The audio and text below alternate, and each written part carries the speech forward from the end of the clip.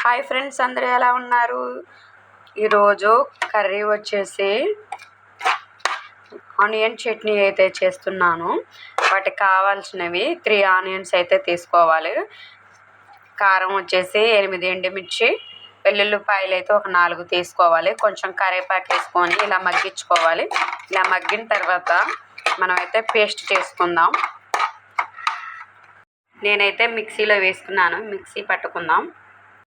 Mixie అయితే పట్టుకున్నాను. దీన్ని అయితే పోపు పెట్టుకుందాం. ఆయిల్ అయితే 2 టేబుల్ స్పూన్లు,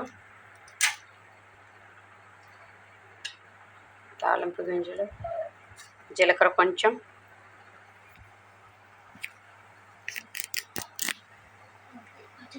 కరివేపాకు,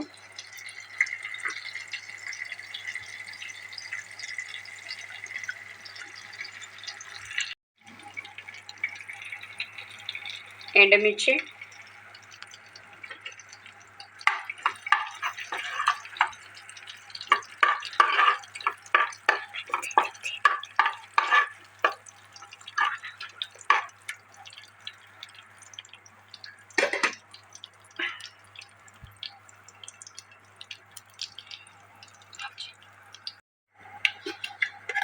పోపు అయితే మగ్గింది.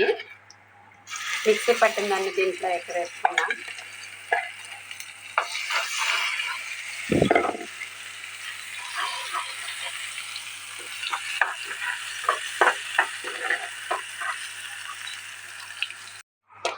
పోపు అయితే పెట్టుకుందాం. ఇది వేడివేడి అన్నంలో అయితే చాలా బాగుంటుంది.